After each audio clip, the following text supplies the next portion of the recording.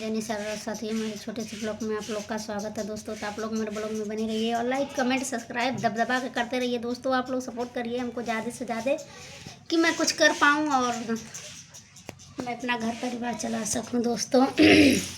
तो दोस्तों देखिए, इस समय मैं आ गई हूँ खेत से और आज तो मैं बहुत सुबह गई थी खेत में काम करने क्योंकि धूप हो गया था ज़्यादा, इसलिए मैं चली आई हूँ। और गई थी मतलब निराई कल की थी तो वही सब निकाल कर फेंकना था, तो मैं गई फेंक कर आ गई और नहा धोकर तैयार हो गई हूँ, चली वीडियो शूट करने।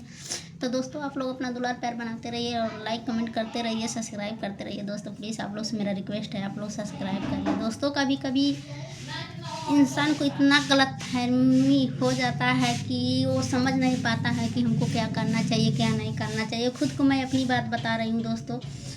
तो दोस्तों 17-18 साल लगभग हो गया हमको ससुराल आए हुए, लेकिन इतने दिन में हमारे घर के लोग ऐसे हैं जो न समझते हैं न समझने देते हैं। लोग पता नहीं किस ख्यालों और तिमराते हैं कि हमको पता ही नहीं चलता है कि ये लोग क्या करना चाहते हैं क्या करते हैं, हमको कुछ समझ में नहीं आता है दोस्तों। हम सिर्फ इतना हमको समझ में आता है कि ये लोग सताना बहुत जानते हैं दूसरों को। तो खास करके हमारे सास ससुर तो और हैं, और मैं जब आई थी मैं अपने घर की बड़ी बहू हूँ और मायके की भी बड़ी बेटी हूँ। तो दोस्तों जब से मैं आई हूँ अपने ससुराल में तब से हमको ये नहीं पता चला कि हमारे घर के लोग क्या चाहते हैं क्या करना चाहते हैं और क्या नहीं, हमको कुछ नहीं समझ में आता है। तो खास करके जब हमारे बच्चे छोटे छोटे थे तो हमारे ससुर जी कहते थे कि जाओ तुम अलग हो जाओ, अलग अपना बनाओ खाओ। तो दोस्तों उस समय हमारे हस्बैंड जी अकेले थे कमाने वाले, 2 देवर हैं वो लोग भी कमाते थे, लेकिन किसी से मतलब नहीं था। हमारे 3 बच्चे थे तो ये लोग इतना ताना मारते थे, भर भर के ताना मारते थे हमको कि तुम्हारे खाने वाले हैं तो तुम अलग रहो, ये करो वो करो। तो दोस्तों मतलब हमारे हस्बैंड जी बहुत कुछ संभाले हैं, 2001 से कमा रहे हैं। तो मैं तो देखने नहीं आई थी, मतलब बताते हैं तो मैं जानती हूँ। और इतना होने के बाद भी सर पर छत नहीं था तो हमारे हस्बैंड जी छत लगवाए, मतलब सब काम किए हैं घर के।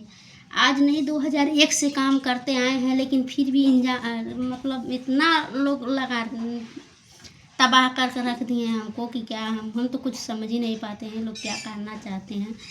और बात बात पर ताना मारते रहते हैं लोग, हमको नहीं। खास करके हमारे ससुर जी तो और गद्दारी हम लोग के साथ किए हैं, बहुत ज़्यादा गद्दारी किए हैं दोस्तों। आज तक मैं नहीं कहती थी लेकिन आज मैं कह रही हूँ। और हमारे बच्चों की भविष्य बर्बाद हो गया इन लोगों के चक्कर में और हम भी बर्बाद हो गए।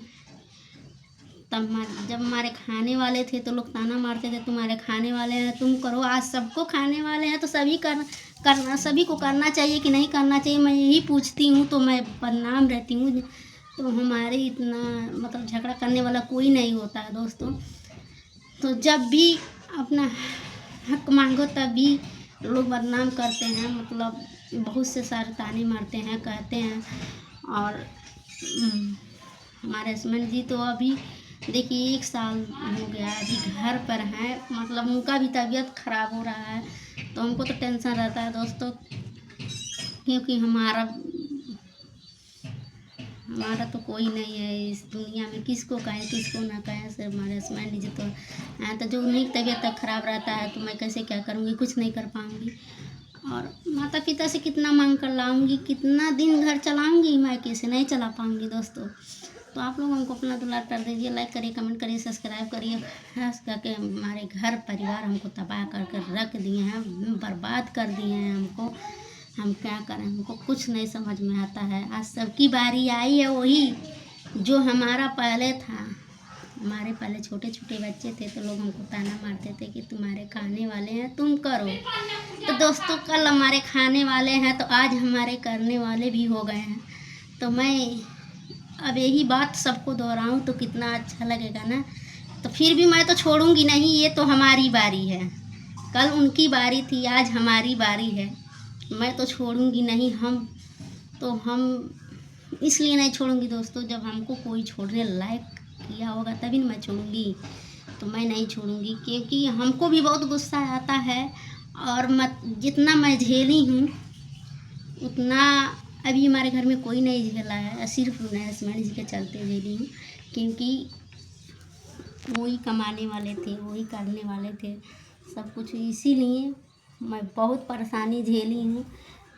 एक समय था जब हम खाने के लिए तरस गए थे, एक समय था जब हम खाने के लिए तरस गए थे, रो रो कर रात गुजारे थे दोस्तों। वो दिन हमको जब याद आता है तो आँखों में आंसू आ जाता है।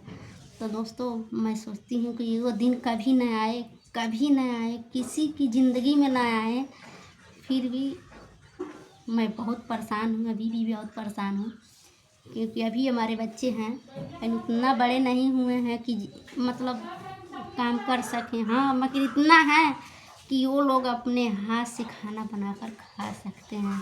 मैं रहूँ या ना रहूँ, हमारे बच्चे इतना तो हैं, अपने हाथ से खाना बनाकर खा लेंगे। तो दोस्तों आप लोग हमको ज़्यादा से ज़्यादा दुलार दीजिए, प्यार दीजिए, लाइक करिए, सब्सक्राइब करिए, कमेंट करिए ज़्यादा से ज़्यादा।